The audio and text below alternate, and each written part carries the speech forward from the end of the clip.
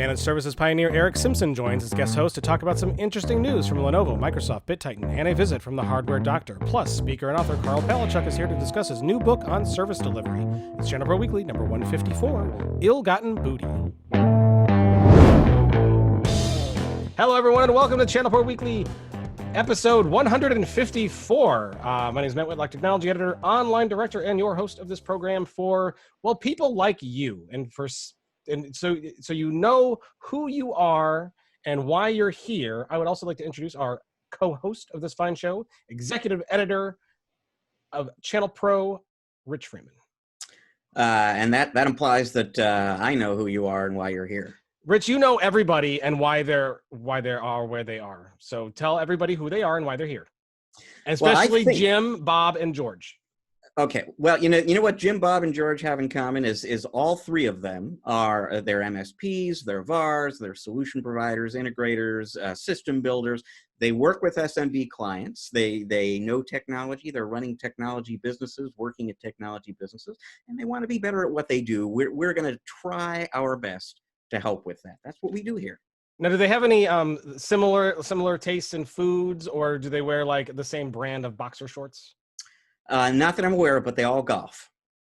They all golf. Excellent. Well, we're glad they're here. We hope that they are out on the greens right now on the back nine, listening to us while they golf. So for those who have tuned in to shows before, you know, we always welcome smart and innovative guest hosts to join us. And who better than the co-founder, one of the first pure MSPs in the industry, as well as the creator of the MSP Mastered methodology. Today, he's a business executive and an organization development expert. He's also the co-host of the ChannelPro Network 5-Minute Roundup on YouTube, which he does with Mr. Rich Freeman. Please welcome Erick Simpson. What's up, Matt? Hey, Rich. Good to see y'all again. How you been?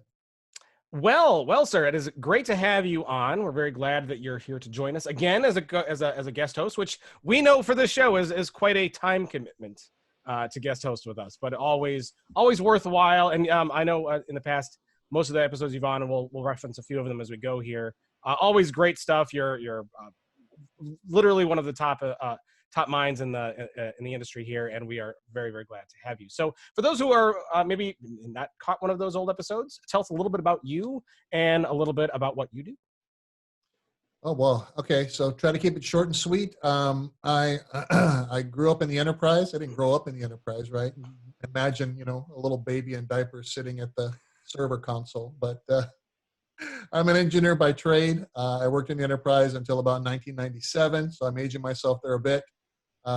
Started an IT practice with a business partner, transformed that into one of the first pure play MSPs, as you mentioned, Rich, in 2005. Acquired in 2007, co-founded MSP University, worked with tens of thousands of IT providers, having the time of my life, helping them transition to MSPs. Today, I focus all of my time helping MSPs, security providers, IT solution providers improve their business operations and outcomes. And I do a fair amount of work in the channel with vendors, manufacturers, and distributors, helping them improve their channel programs and partner recruitment outcomes and sales enablement for partners. And just love helping folks and fostering and promoting the entrepreneurial spirit. Well, and it is not uncommon for those infant toddlers and diapers to be learning the very introductions of computers and programming, and we're probably programming. I'm sure you were in BASIC. Maybe a little Fortran, but no, long time ago. DOS really was where high mem, sys, and all that good stuff. So I'm sure a lot of folks on this episode can relate. Back in the day when we were struggling with memory issues and things like that, when a beefy machine had a couple of megs of RAM in it and a 320 meg hard drive, that was progress back then. And we all remember that magic moment when we happened to get when we all struggled and happened to get a mouse driver working on like DOS 5, which was a real pain in the butt.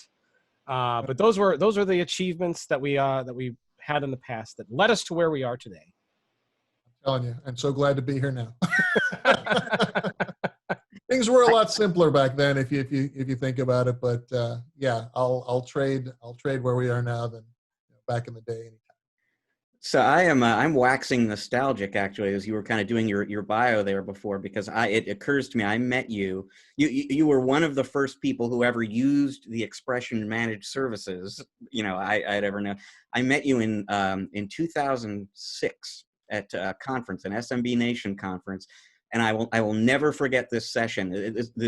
You were on stage with Amy Luby, who is at Acronis these days, by the way, but another managed services pioneer.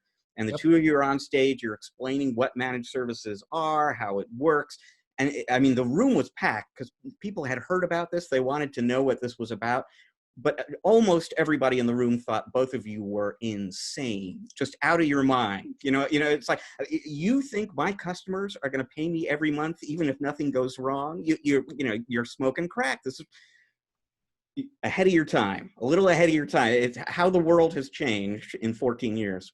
Or it was just really a lot of crack, one of the two. And in between crack times, it was those were very, very fun times.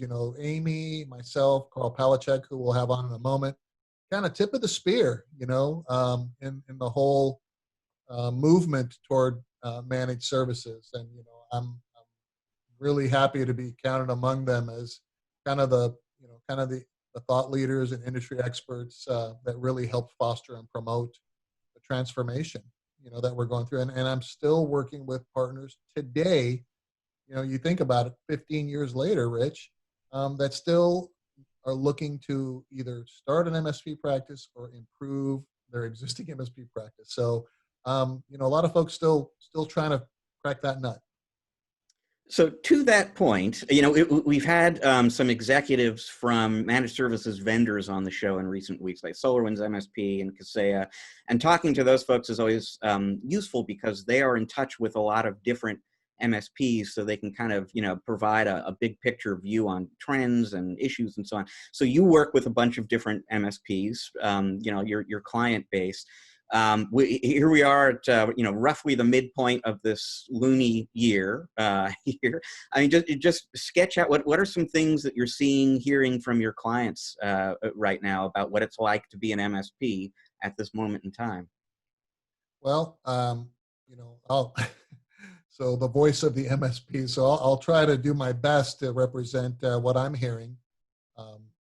So the folks that have succeeded in establishing an effective, profitable MSP practice have probably been the least affected and impacted by any kind of economic impact due to the lockdown and the downturn and things like that.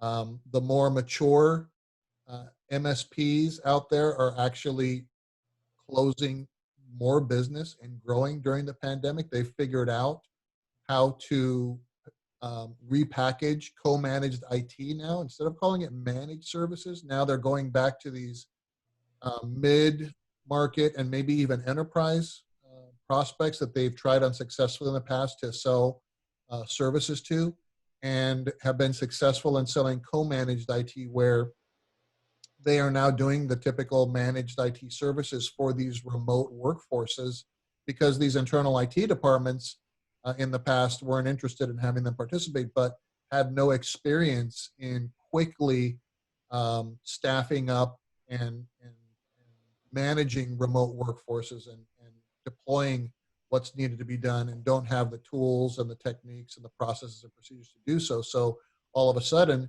these managed IT service providers become very, very attractive to them. So we're seeing that, which is something very, very interesting and unique.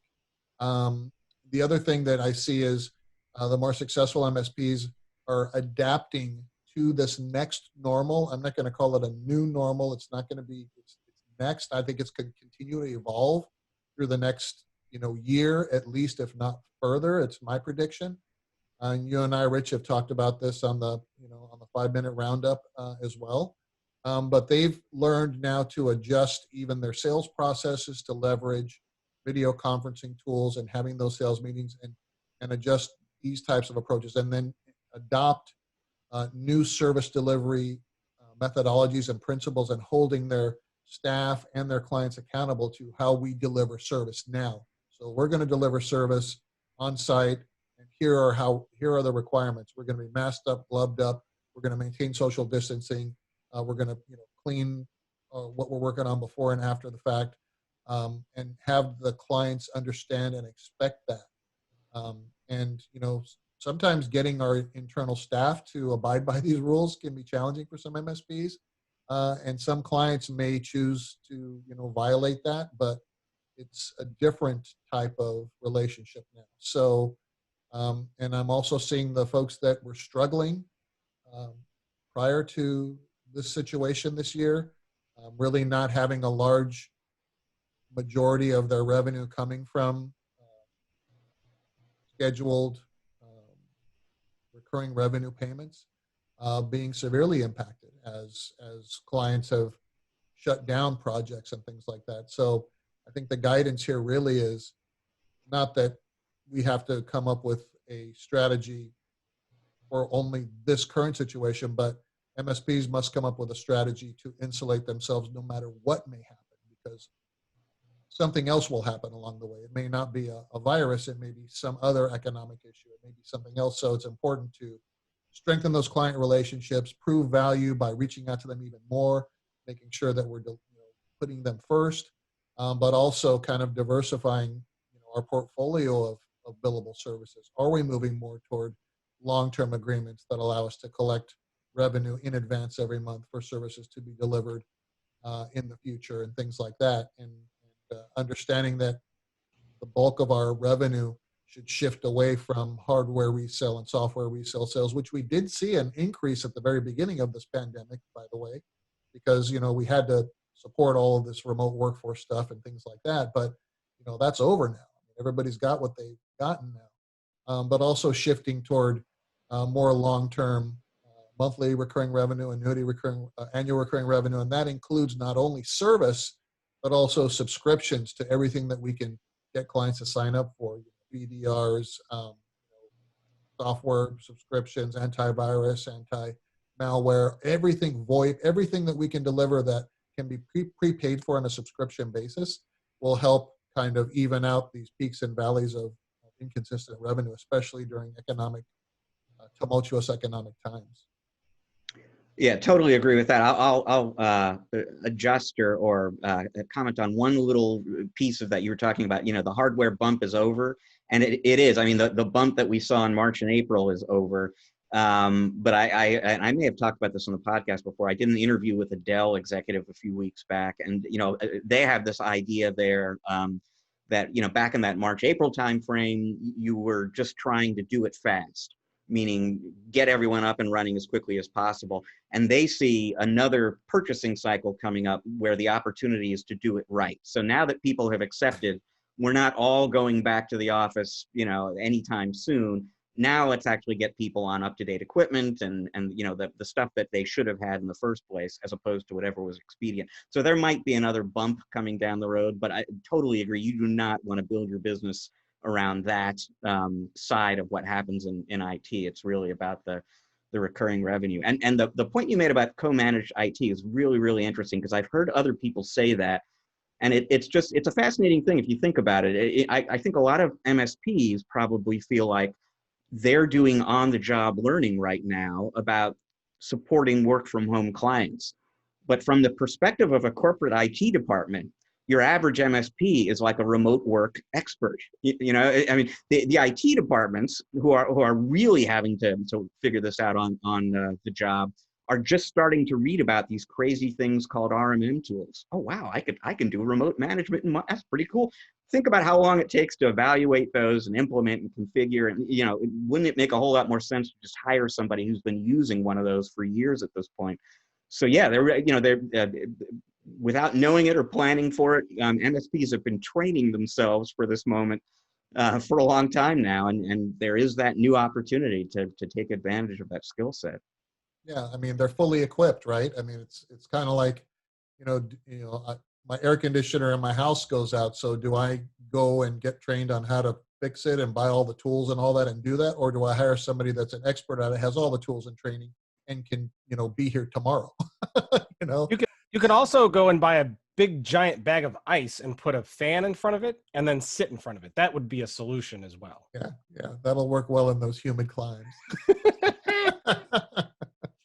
But That's yeah, Rich, I don't, I don't disagree that we might have a smaller second bite of the apple in terms of hardware and software sales.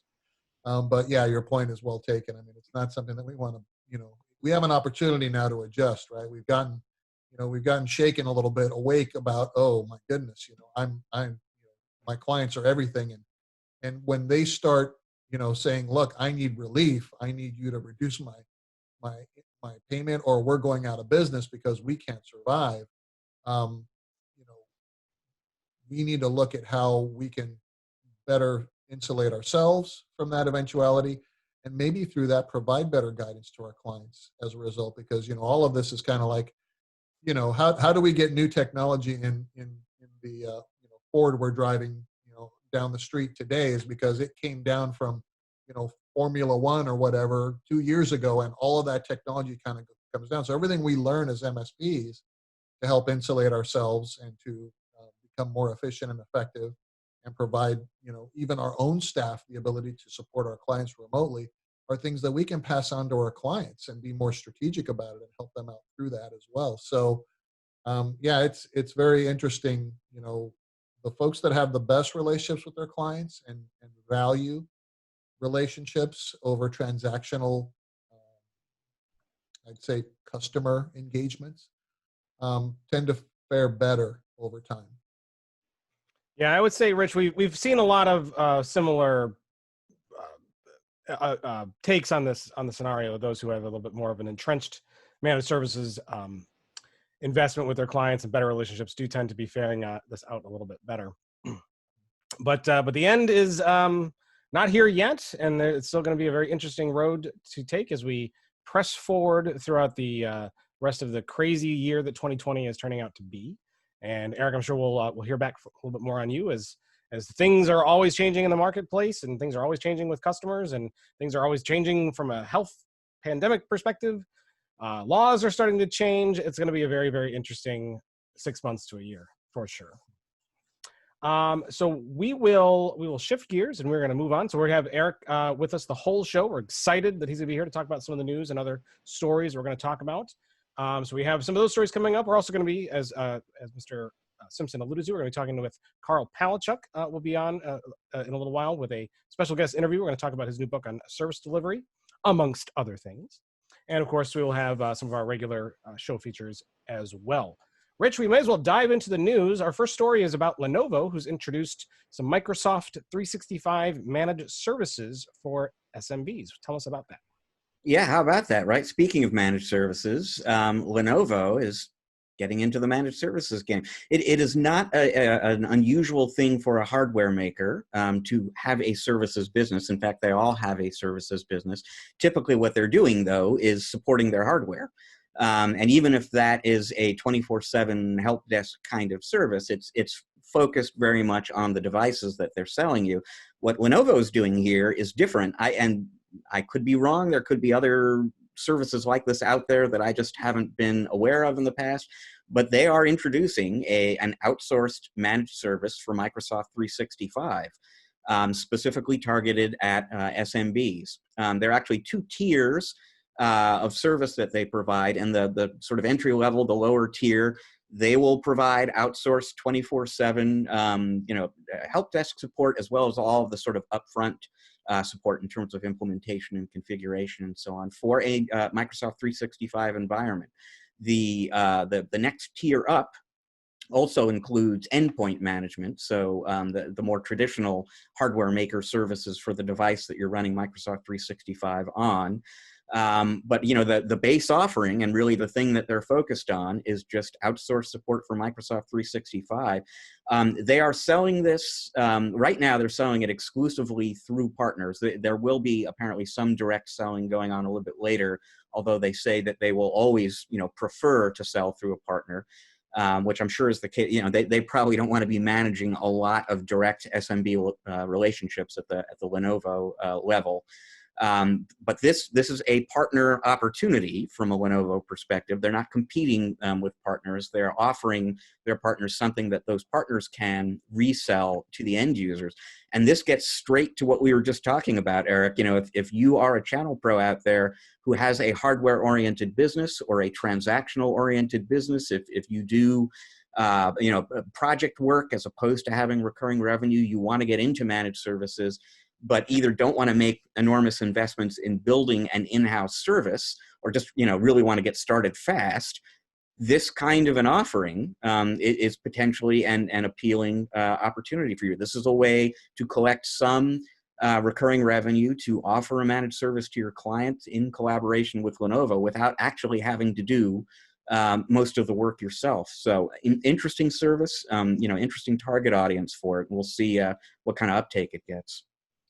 Yeah, agreed. I think, you know, I think one of their biggest challenges or hurdles that they'll have to overcome initially is that, you know, building the confidence and trust in the MSPs because of that relationship, right? They're delivering the service directly to the end customer, and, you know, they got to, you know, have very strong assurances. And I'm sure they've figured all this out and have it all in place. But, you know, the MSPs that we work with, Rich and Matt, you know, they're the skeptics, you know, in the equation. So it'll be interesting to see the, you know, the uptick in partners that begin to engage. But it certainly is an opportunity, as you mentioned, to, you know, have an IT provider or an MSP that really hasn't yet built the acumen and competency to build their own portfolio of services that are priced, you know, easy to price and have a specific margin that they're going to receive. You know, bundling and delivering these services from Lenovo could help accelerate and grow the overall, you know, MSP numbers out there. So, you know, be interesting to watch, you know, how quickly that these services are resold through the partner channel. Yeah, I'm inclined to ask a couple questions, and I think I got my head wrapped around what Lenovo is offering and how they're doing it. I want to touch on a point that you made, Eric. Most I want to say MSPs, but this is not really something that a traditional MSP would be offering their customer. This is more for the transactional break fix IT provider kind of person.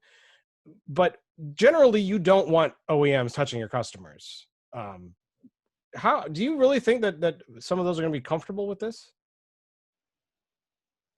Well, you know, so again, they have the manufacturers have some experience in this area. So, you know, what's different about this offering is that it is so software specific.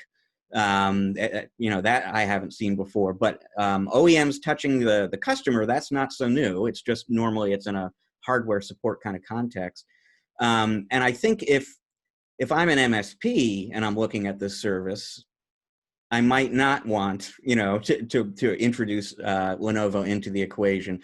But if I feel confident that I own the rest of that customer's IT business, and I'm just outsourcing this one specific thing that I'm not currently staffed to do on my, for me, that might mitigate the risk a little bit. Like, what are the chances of Lenovo just, you know, owning that relationship based on this little foothold of being the Microsoft 365 help desk? Right, but like Office 365 or Microsoft 365 is like the low-hanging fruit of managed services offerings, right? If you can't do this, you're not going to be offering any other managed services on top of this, right? Well, I mean, in time you might, right? I mean, but not if you've already outsourced that business to Lenovo, right? Like Office 365 is what you build from. How do you get a customer back who you're outsourcing to Lenovo, if you will? By bundling that service into a bigger, better managed service that you've created, essentially. Here's the next offering from my company for you, and it's inclusive of what you were getting from Lenovo before, but it also comes with all these other things that you should be getting every month. Interesting points, Matt. I think, you know, as I'm thinking about it now, I'm thinking, well, who's really the competitor to this? It would be the Continuums or ConnectWise now. It would be these third-party, you know, outsourced service desks that have spent years and time, effort, energy, and lots of money marketing to, the IT channel and to MSP specifically to say, hey, let us take on your outsource help desk. And they've figured out how to, how to build confidence and win the business of these MSPs. I think that's probably going to be Lenovo's biggest challenge here, because as we mentioned, it's kind of like, it's odd that they're jumping in, to deliver these service-oriented type of resale opportunities for IT providers and maybe some, emerging MSPs, let's say. So maybe their challenge is really overcoming the entrenched outsource providers that are serving the MSP community today. Another question that popped into my head, and I'm just throwing it out there because I like to ask weird and crazy questions, as you know. Is this a play for? Are we going to see more hardware companies who OEMs who specifically focus on hardware previously? Is this the only way that they're going to grow? Is to grow into managed services? Is just the same way that value-added integrators or IT providers were having to kind of grow into managed services as well? I think so. I can't even make good solid predictions for what that looks like. We already know. We've been watching the hardware makers realize that we're heading into an as-a-service world, where people want to pay for IT out of the operational budget instead of the capital budget, and they've been all making adjustments in terms of how they sell products in accordance with that. And we've seen, like, HP has kind of gotten a little bit into security as a service. There's already some signs that that they want to be more in a service provider kind of relationship with customers. And even just going back a week to the new HP partner program that we were talking about last week, there are some hints in there that the big picture point of view from an HP standpoint is, let's get out of the transactional mode. Let's focus on ongoing relationships that are built around business outcomes. And so I think everything we know and believe about managed services and why it's been successful and why it's going to continue, they know that too, and they absolutely need to be a part of that. And so then the question becomes, how do they do it? So here is an early answer from Lenovo. Is this the tip of the spear? And are we going to see other services like this one from the other manufacturers, or just a variety of different attempts to crack that nut? I'm not sure, but I do think the hardware makers, just as the distributors who used to just be about shipping boxes out to customers, now want to be delivering solutions, and a lot of it on an as-a-service base. They're all transforming that way. I think the hardware makers are going to be looking to do that same kind of thing to keep up with this mega trend in IT right now. Yeah, I don't believe that it's any secret that these hardware manufacturers and software vendors see the value of the MSP channel. I mean, more and more vendors that I'm working with are more and more interested in MSPs over resellers or agents and master agents, because of the relationship that they hold with their clients. It's not transactional. It's not a reseller relationship, for the most part. And they command sometimes they command the budget as well as the attention of their clients, right? So they're helping them make judicious decisions and where to spend that money and things like that. So yeah, I'm with you, Rich. I think that we'll, and this is, like you say, it's not something that, it has, maybe it's been sneaking up on us a little bit, but, over the last several years, we're seeing more and more of these OEMs, strengthen their service focus and add more service type offerings to what traditionally had been just kind of hardware and software and things like that for partners. So, even it's taken, even giants like Microsoft have completely adjusted, into that more service-centric model. So yeah, this isn't a flash in the pan. I think that we'll see more and more vendors move in that direction.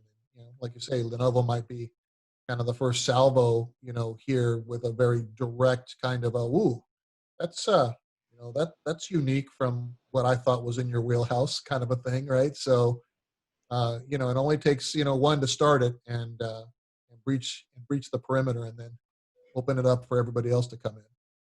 I agree. We'll see. I have a feeling that in a month or two, maybe 3, we're going to be talking about a very similar service from maybe Dell or HP coming down the line. Because I think you're right, Eric. I think this is kind of the start of something that has been creeping up for a while, and it'll be interesting to see the impact on maybe not on established MSPs, but on MSP or on resellers who are dabbling in the MSP market to see if they decide to go that route rather than try to take on the whole pie themselves. So that will be interesting. We're going to move on though to our next story, which is also Microsoft related. Now, Rich, I want you to think back a year ago when we talked about news coming out of Microsoft Inspire. And if you could use one word to describe that time period, what would it be? How about tumultuous? That's a good word. That's a very, very good word. Cluster also might be one that people might use as well as family show. I can't actually say that on here. So here we are a year later, and Microsoft Inspire has transpired, I guess would be a word to use. And shocker, Rich, they kept the partner program changes to a minimum. Tell us about that. So yeah, so let's first of all just refresh memories for the few people out there who might not remember what we're alluding to from a year ago. So at the beginning, Microsoft's fiscal year begins July 1st in 2019. Microsoft quietly changed a number of rules for the partner program, one of which had to do with the internal use rights to software. A lot of those internal use rights went away or were adjusted basically so that Microsoft partners couldn't use those internal use licenses for their own, running their own business essentially. The software was supposed to be there for doing demos and training employees and so on, not to actually run the business, so you can't do that anymore. And then there were also some changes to the qualifications for silver and gold level competencies. That they were raising the bar essentially there to winnow down the number of partners who qualify, so that there would be more status, more differentiation associated with being a silver or a gold partner. Partners, did not like any of this. They were kind of blindsided by all of it, and they were infuriated by all of it. And within a matter of days, Microsoft rolled it all back, basically said, we're not actually going to do any of that stuff. And we still don't really know all the details. Apparently, so what was behind all of that, by the way, is just there was expense involved, especially around the internal use rights. It was expensive for Microsoft to support all of the cloud infrastructure that enabled all that internal use rights software to run the business for thousands and thousands of partners. And so we don't really know all the details. We know that when they revoked those changes, that meant that they were going to have to shoulder that expense. So they canceled some other things they were planning to do with that money instead. But partners calmed down. We had Dave Seibert on the podcast just a few weeks ago to kind of ask, a year later, Dave, because he is plugged in to Microsoft on the one side and Microsoft partners on the other. A year later, Dave, has this sort of blown over? And the gist of what I heard him say is yes, actually. But here we are at another Microsoft Inspire a year later. And partly because of that experience, and partly, frankly, because of the pandemic that we're dealing now, this was a no news is good news year for Microsoft and Inspire. They really didn't announce very much that was significantly new or different this year. And, they certainly emphasized that the reason they made that decision was because partners have their hands full, or it's like the last thing we want to saddle these people with right now is a bunch of complicated partner program changes that they have to go and figure out and make adjustments to. If anything, they've been trying to kind of make it easier on partners. They've implemented a number of policies at Microsoft that extend anniversary dates, extend certifications. You're going to get an extra year to requalify for this certification or that competency. So for that reason, they didn't make a lot of big changes this year. And also because last year they did, and they got burned for it. And I should say quickly before we kind of move on here, Gabriella Schuster, who runs the partner program at Microsoft, did a media briefing last week. One of the questions she was asked was, what do you think? Where do you think the program's at a year later?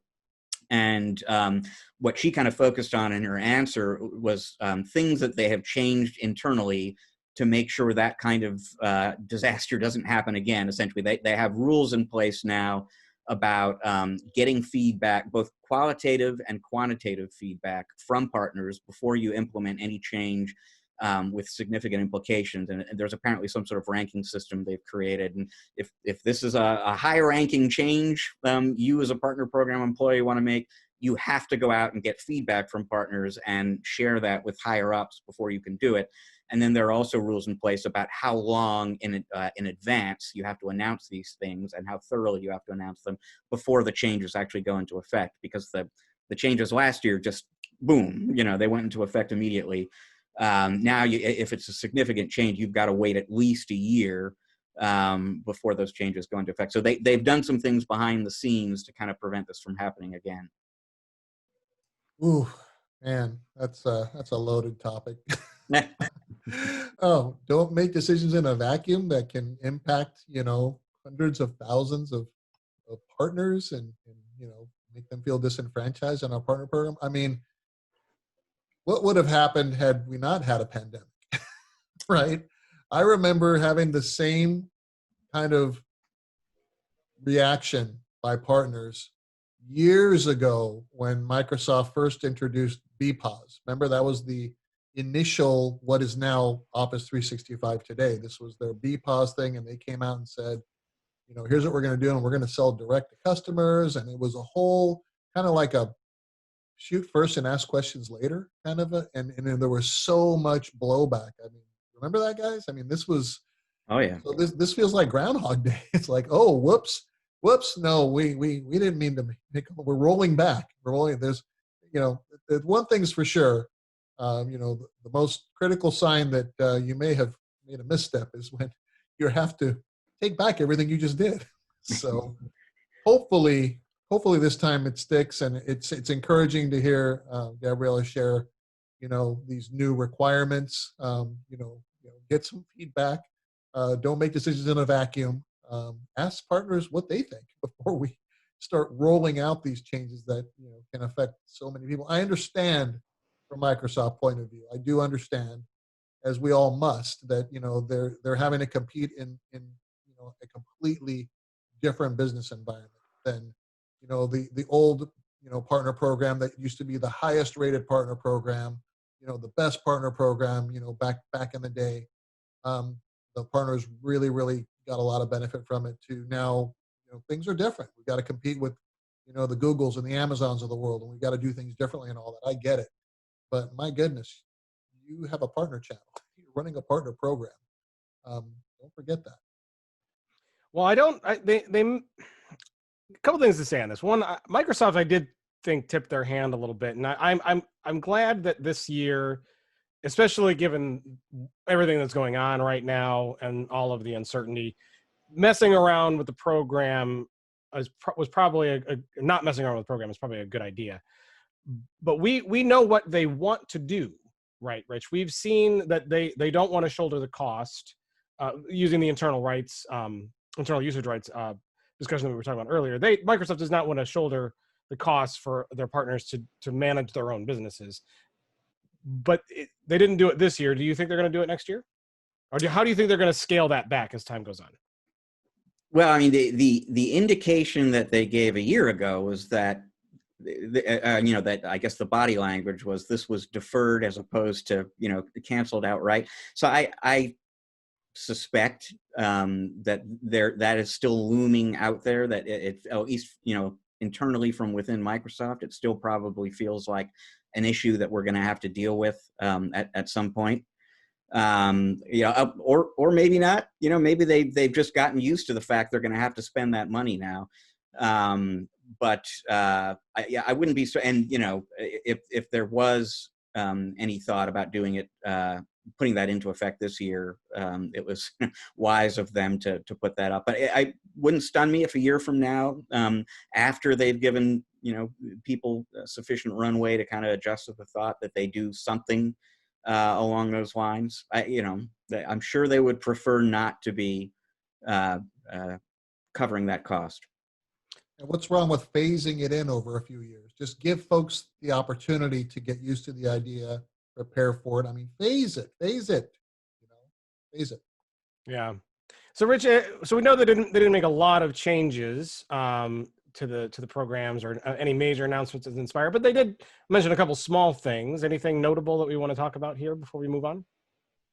I mean, with respect to the partner program, not a whole bunch. They talked a little bit about the portal and some things like that. There really wasn't a bunch of partner program news. There were some product updates that we can talk about next, and none of those was earth-shattering either. But really, it was the theme was steady as she goes, and let's not rock the boat, because everybody has a lot going on right now. Yeah, for sure. Well, let's stick with the Microsoft news and talk about something that did come out, and that they're adding some security and productivity upgrades. Tell us about that. And let's start with the security stuff, because this is interesting to me, and it almost, to me, sometimes feels like this really big story that is happening right in front of our eyes, but it's happening sort of slowly enough that nobody's paying an enormous amount of attention to it. And essentially, that story is that Microsoft is becoming a huge player in security. I mean, in probably the last couple of years, I've had conversations with a number of different security experts who have said the security software you get from Microsoft these days is as good as or better than what's available for companies, a lot of companies out there that do nothing but security. Microsoft has actually gotten really good. And every time I have this conversation with someone, there's just a little bit of wonderment in their voice, like, I didn't see this coming. Where did this? But that just being objective about it, people who are skilled and knowledgeable about security are gaining respect for what Microsoft does there. And the range of products that Microsoft offers in security is continually expanding. I think, that this is turning into a big thing that they do with their end users. So what they announced this week is that they took an endpoint protection technology, or excuse me, a data loss prevention technology that they already had. It was part of the Microsoft 365 package. It was protecting your team's data and SharePoint data and Exchange and OneDrive data. But now they're taking that existing data loss prevention technology and extending it out to the endpoint, turning it into an endpoint data protection technology, which is kind of interesting. So this is no longer about securing data in our software. Now we're just turning it into more of a generalized endpoint security system. They introduced an interesting double key encryption technology out there. If you are storing data on premises, off premises, it's super extra double sensitive information, and you don't want to have just one encryption key for it. You want to have two to make absolutely certain nobody can get in. There's now this ability to create two keys. You have one of them. The other one gets stored by Microsoft in its cloud, which sounds a little scary, except that they can't do anything with it. You need both keys to decrypt the data, and you're the only one with the other key. But if somebody is somehow able to compromise your key, they're also going to have to compromise Microsoft's cloud to get the other one. So it does add an extra layer of protection there. And then they made some enhancements to their insider risk management security technology. How many people out there knew that they had an insider risk management technology? I think we've all kind of heard about ATP and Defender and some of the other security tools out there that are gaining favor with evaluators. But it's a surprisingly broad range of security technologies they've got already. It continues to get broader, and we're going to really have to start thinking soon about Microsoft as a leading security vendor. Eric, what do you think? Yeah, it's one of those things, like you say, Rich. It's kind of like, stealthily, in the background, these things are happening. I'm just curious why, we're not seeing a lot of marketing and promotion about this from Microsoft. They're not typically shy about messaging these types of improvements, and especially right now when the number one concern of business owners and folks that are in charge of security in the enterprise is security. So yeah, I was a little bit surprised as well to learn of all these things that are happening kind of in the background. I wonder what they're waiting for. I mean, is there some big, big announcement coming up where they're going to make some bigger announcement or what? Because I mean, I'm on every email list like everybody else from Microsoft. I use all of their products and services to run my business, and I have not heard about it. Yeah, and I mean, I certainly can't think of any marketing campaign or whatever they've done that has really been a security first kind of story. I think that the way they treat all this stuff right now is another good reason to buy Microsoft 365. For example, the big distinction between Microsoft 365 and Office 365 is the idea that with Microsoft 365, you're getting the productivity software, but you're also getting management tools and security. And so anytime that they can enhance the security piece of that story, that they will talk about. But yeah, they haven't really, they haven't created some brand name for Microsoft security. They haven't really promoted the security suite from Microsoft. They're promoting these different security capabilities that they're building into and embedding within these other products right now. And that's why it's a little bit hidden from view. They're doing a lot of that. And they're just not calling attention to it directly.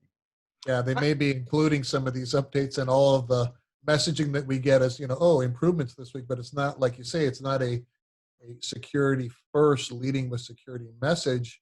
And I just, can't help but wonder why when, they're potentially missing a branding, positioning, and marketing opportunity here, allowing all of these other security vendors, to gain a foothold where they may not be, again, I'm just kind of scratching my head. It's like, if they are actually being seen as providing as good or better solutions to businesses than some of the competitors that we're all familiar with, why aren't they marketing it? I don't think Microsoft wants to be seen as a security company. I think that's one big reason why, because as soon as they try to be seen as a security company, there's going to be a headline in the news of some flaw in Windows 10 or Windows Server or whatever that they're going to get blamed for.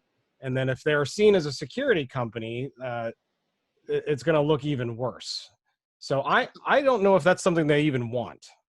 That's an interesting point, Matt, because also, probably what we're not considering here, knee jerk on the news, is all of the, business relationships that they benefit from all the security companies that may, integrate with their products and services too. So there may be some of that going on. It's like, well, we don't want to step on the toes of all of these great strategic business partners that we have. We'll include some of this stuff, but I'm sure there's lots of strategy, above our pay grade that's going on about this stuff.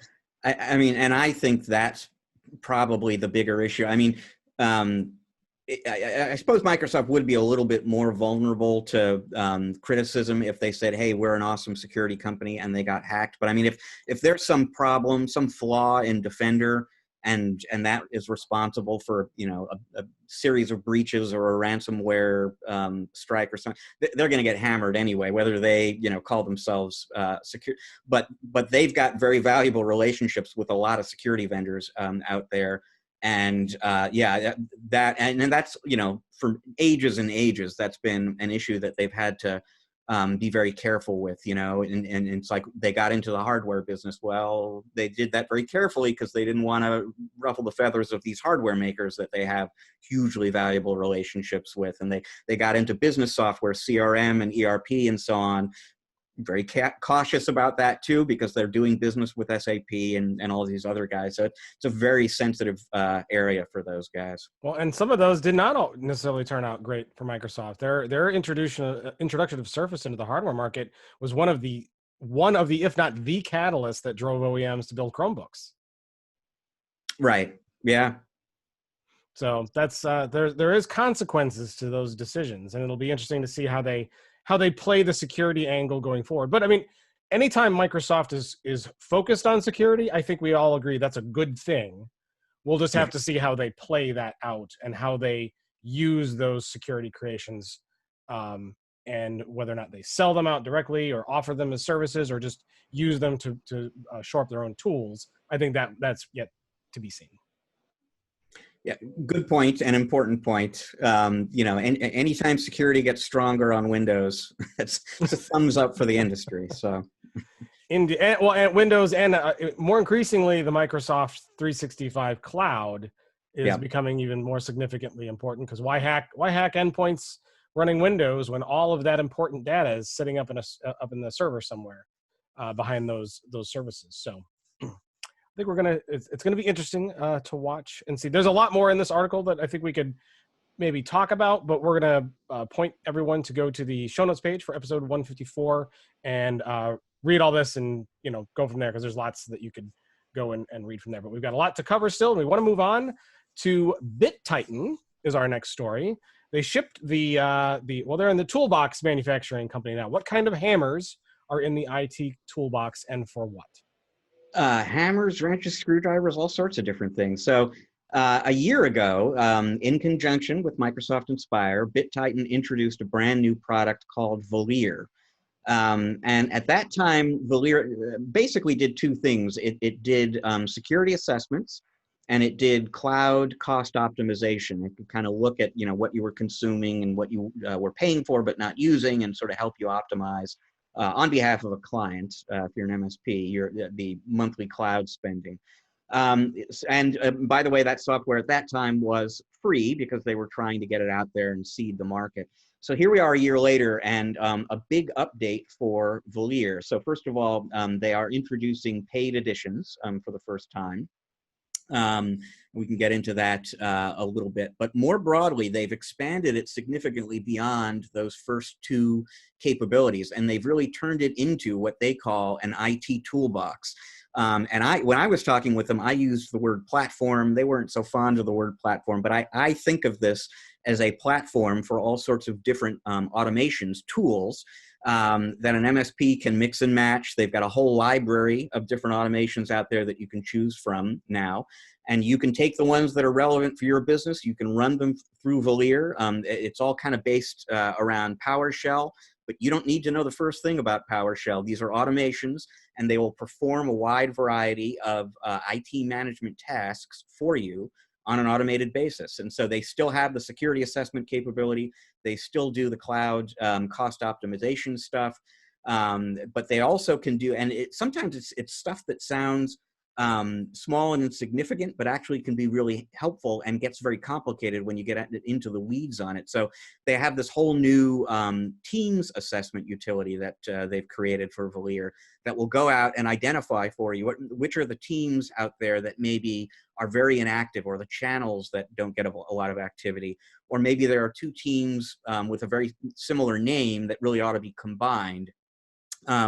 If you need to move data around from channel to channel, team to team, something like that, apparently this is very difficult to do on your own in Teams right now. And so Velir comes with an automation, a tool for migrating data from one channel to another. And it's just a small but potentially very useful kind of thing that you can select out of the library, and as BitTitan puts it, kind of slowly turn Velir into your own little Swiss Army knife of tools and utilities and automations that all kind of make various aspects of your business a little bit more cost efficient. And I'm looking up the pricing. I don't know that they gave us specific pricing, but the way it works basically is they have a standard edition and a pro edition. And the way they described it to me basically was, these are like samplers. Because every subscription comes with a certain amount of storage that you can use in conjunction with some of these automations. It comes with the automations themselves. It comes with these kind of management dashboards for the automations. And so in the standard package, the pro package, you get, I'm just making numbers up, 4 automations and 2 dashboards and 25 gigabytes of storage or whatever it is. They've kind of pre-assembled a little bundle of some of these different assets, and then you get more at the pro level. And if you need more than that, or you just want to customize what it is that you're getting from Valier, there are also enterprise agreements that you can negotiate directly with the company. Wow. Yeah, my comment is timing is everything, huh? I mean, super, super timely, especially considering everybody's shift, accelerating toward, cloud and hooking into, providing these tools and assets to help teams. As we know, the performance of teams and the adoption of teams is like unprecedented right now. So, very, very timely. I wonder in that toolbox, I always find when I go to reach into the toolbox and I want to get like a drill bit, there's always like that one size drill bit that's not in there, right? And so you end up with a hole that's either too small or too big. Do they got all the right sizes of drill bits in this, Rich? Did you get a chance to look through any of the automations? Do they have the stepping drill bit where, it's like a little pyramid and you can keep... Those are handy. Those are really handy. Eric, okay, so I'm sure you have a toolbox at home. What tool do you use the most? Wow, what tool do I use the most? Probably my I have a set of crescent wrenches for metric and SAE that are like ratcheting wrenches, right? One end, instead of having to take it off all the time, but ratch. I like that. I like, I have a cordless socket wrench, kind of an angle one that you can get in and just zip bolts off and on real quick. I work a lot on cars as my hobby when I'm not, doing this kind of stuff. You work on cars, you're going to use a lot of wrenches. Rich, what's in your toolbox that you use? I have a very crude, I'm the least handy person you have ever met. So, my number one tool is like a Phillips head screwdriver, right? And anything beyond that, you probably want to keep me away from. You're just going to end up with a broken whatever. Yeah. My number one tool, I think, is the stud finder, because I have to use it to reassure myself often that I am indeed a stud. Oh, but you just keep blowing those things up, huh? You're just off the scale. You go through a lot of 9-volt batteries, I got to tell you. Maybe Lenovo will come up with a stud finder service that you can just subscribe to, and they can just let you know every day, on a schedule. Yeah, you're good. Yeah, a little motivational. I like that. Eric, you and I should put together a service for that. Don't give it to Lenovo. Let's build it ourselves. All right, we got one last news story. Well, okay, go ahead. Very quickly, though, on the drill bit thing. So I said there's a whole library of automations, but they're adding more automations every week. So there are more drill bits coming. And at some point down the road, they're going to start bringing in automations created by third-party vendors and potentially by MSPs and IT departments. So they're adding drill bits, folks. If you don't find the one you need, keep looking. Can never have enough drill bits, because they break, especially the little ones. They break all the time. You got to have enough drill bits. Eric, is super important. If there's anything you've learned today, more drill bits. All right, we're going to move on to our last news story, which is about SolarWinds MSP. They've integrated some RMM solutions with Intune. Rich, this sounds interesting. Tell us about that. Yeah, this is interesting, and it may, I haven't gone around to sort of hunt this down, look into this, because my first thought when I read about this was, wait a minute, has anyone else done this? It seems like a fairly obvious thing to do. In the current day and age, every MSP out there is looking to be as efficient as possible, keep their technicians as efficient as possible. And one of the ways that you do that is by reducing the amount of swivel chairing they do, switching from this interface to that interface. Everybody's trying to pull as much information into a single cockpit or interface that a technician is working with all day long as possible. So there are a bunch of MSPs out there who have an RMM tool and are also using the Microsoft Intune service, which is their management tool for Windows 10 devices, but also for mobile devices. And what SolarWinds MSP has done, or really what they announced this week, is an agreement to do this. The actual functionality is coming shortly.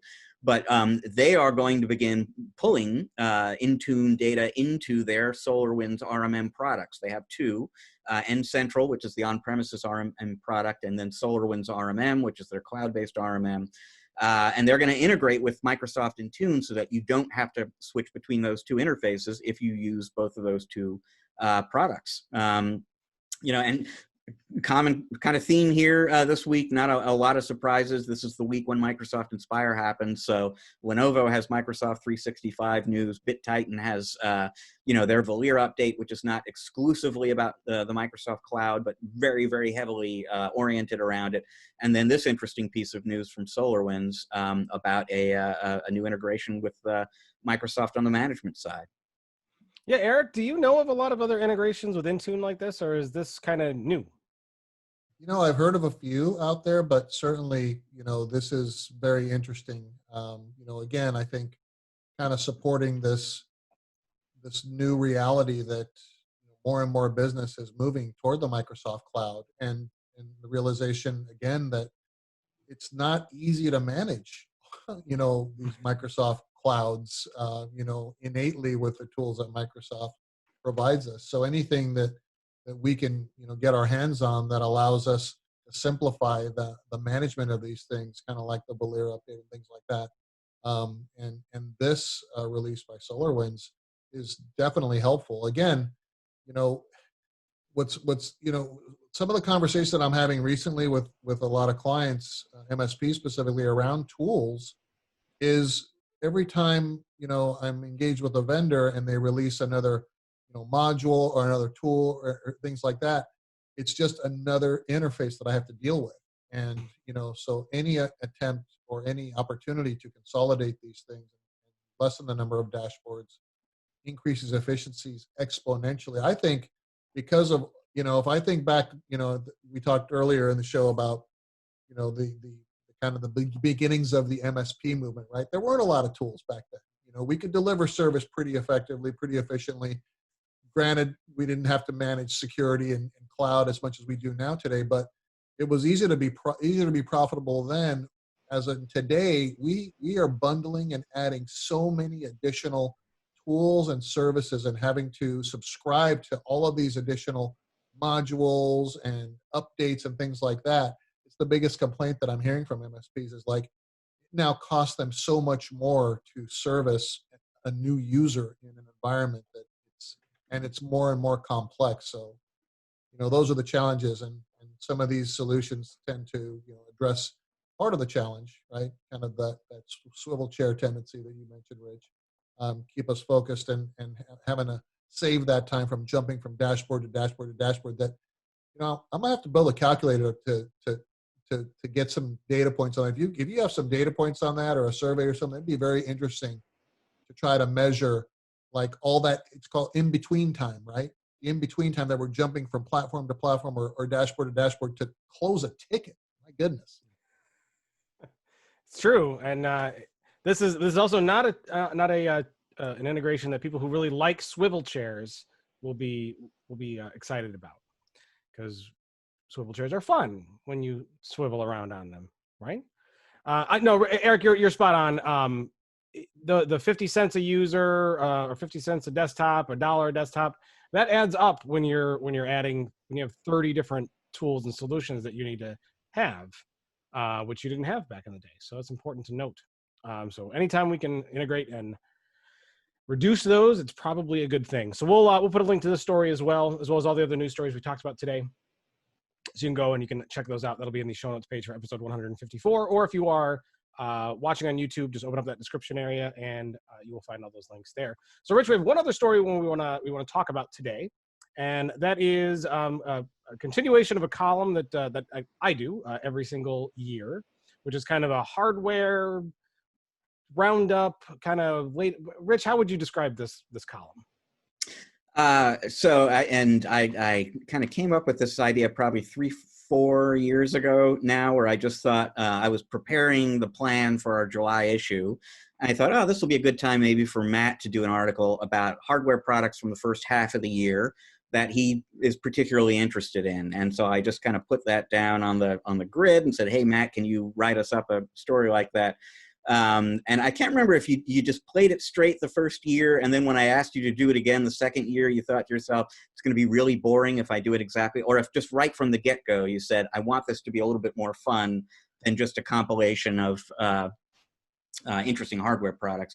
But the tradition has become that you find a different way to kind of spin this every year so that we learn about interesting hardware products, but always in a different and entertaining way. Yeah, I feel like I've kind of shot myself in the foot too, because creative ideas. Sometimes it's hard to come up with a creative way to do this. But I can't remember the first year if we played it straight or not, because we used to do a couple different hardware roundups throughout the year. But I remember the start of it was when Cecilia gave me the story, and she said, we want you to and she billed it as the hardware hit parade, if you remember that. So Yeah. then I decided that while I was going to write that, I was going to take it literally. And I wrote that first one, or that might have been the second one, from the perspective of parade commentators watching a parade of hardware going down the street. Eric, if you've never read that particular one, you should. That was a pretty good one. We've also had a hardware beauty pageant over the years. Last year was the ChannelPro Network Jungle Hardware Safari, which was a lot of fun, where we stepped on a tour bus and explored the jungles to see the hardware in its native habitats. Welcome to Jumanji hardware. It was pretty much like that. I know we were attacked by virtual glasses on the bus, and we saw Microsoft mice in their own native habit. It was pretty fun. So this year, well, you know what? We're kind of in the middle of a health pandemic, and what better way to learn about hardware than by giving it a checkup, if you will, by identifying those hardware health issues and prescribing how do I put this? We're identifying the business ailments, if you will, and then prescribing hardware to cure those ailments.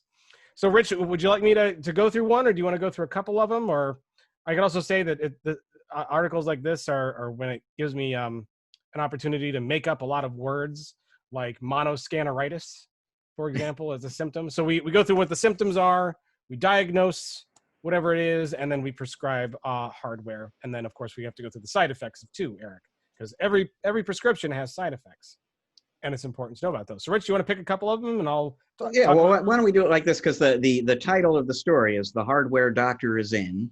So I am your patient. I'll just go ahead and describe some symptoms to you, and you can tell me, what the diagnosis is and maybe what the prescription is. So, doctor, I've got this laptop. I've got an issue with power receptacles. It's slow and sluggish. It embarrasses me when I'm out in public with it rather. What's the problem? What do I do about this laptop ailment? Yeah, it's the obsession with the location of power receptacles. That is a key symptom here. That means that your battery life is probably not very good on your current laptop. So my diagnosis to you, Rich, is the obsoletitis in the laptop or mobile device. Okay, your notebook is obsolete. So I will prescribe to you the Dell XPS 15, the 2020 version, because I have determined that because your need to be constantly plugged in kind of indicates that your laptop might just need a new battery. But if you're feeling slow and embarrassed by the outdated styling, clearly you need a new one, right? So I think a regular dosage of the Dell XPS 15 should easily take care of those symptoms for many, many reasons that you'll have to go. Now, there are side effects to this particular prescription. One is a reduction in bag bloat, because the XPS 15 is a 15-inch notebook, but kind of the size of a 13. So it's very lightweight. It's very compact. So with that also comes some potential weight loss, because it's only 4 pounds. You might experience increased productivity and, of course, jealousy in others, Rich.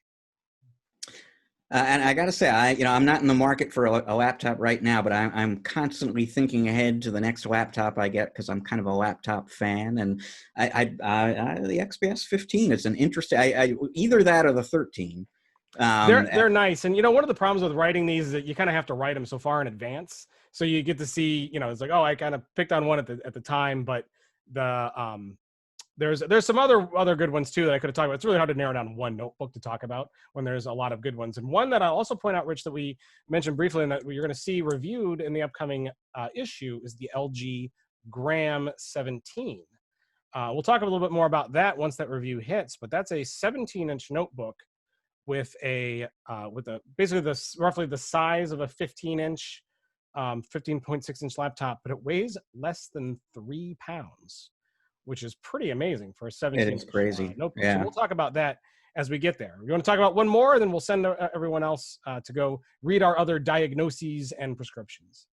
So I've got another ailment for you, doctor, here. And, I'm a guy who types a lot. That's sort of what I do.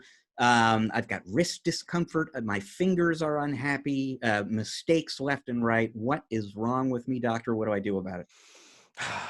So if you're a patient indicating that numerous keys are difficult to depress or don't correctly respond, and your fingers are unhappy because they're overworked, you probably have worn keyboard syndrome or worn keyboard dysfunction. Eric, have you ever experienced worn keyboard dysfunction?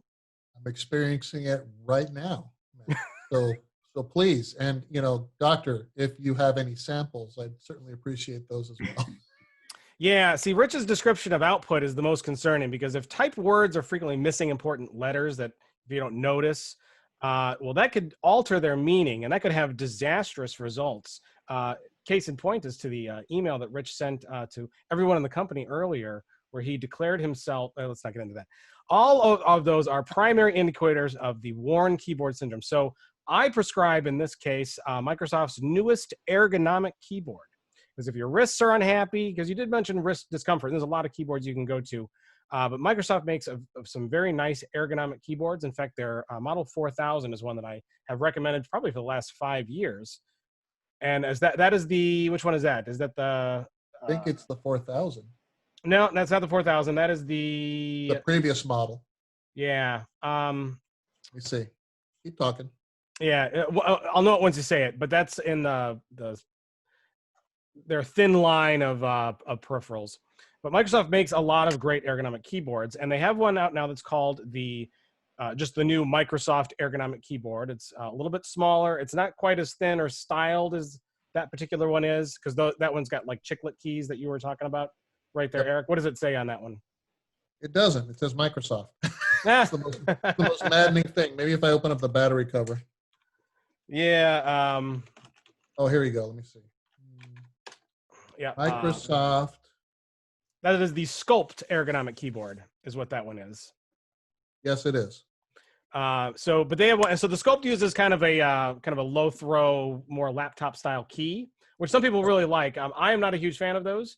And if you want to make your fingers really happy, you want a nice soft key that's got a good travel distance. So the ergonomic keyboard does that. It also provides some additional built-in shortcut keys for productivity, for like emojis and search and things like that. Also has a nice pad. Again, notice wrist discomfort. So a nice cushioned wrist rest on this as well. Very, very nice looking ergonomic keyboard.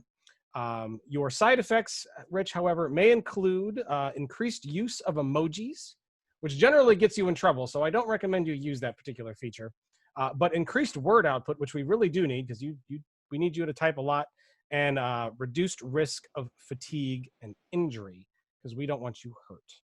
So that is my prescription for that diagnosis, the worn keyboard syndrome or dysfunction. All right, so we'll move on. There's 3 more of these. If you like these, they're fun to read. You'll learn a little bit about hardware. Of course, I could have prescribed any number of things. You kind of have to pick something and run with it. But I think you'll enjoy these articles. They're fun. They're a good time. We talk about a couple different things. So go to the show notes page for episode 154 and read the rest of the symptoms and diagnoses that we had in The Hardware Doctor is In. And who knows what we'll see next year, Rich, when we go to do this again. But I was really tempted to go back to the Safari. I had a lot of fun with that one. And I was thinking of doing an Arctic Safari. So who knows what we might do, but I haven't repeated myself yet, and I'm going to try not to, but we might go back into the Safari tour bus in the Arctic tundra. We'll see. I'd be good with that. We'll see. All right. We are going to take a break. When we come back, we have a great guest who's going to join us for an interview. I'm really excited. You've met him before if you're a longtime listener or watcher of ChannelPro Weekly. Mr. Karl Palachuk is here. So stick around. You will not want to miss this interview. We will be right back.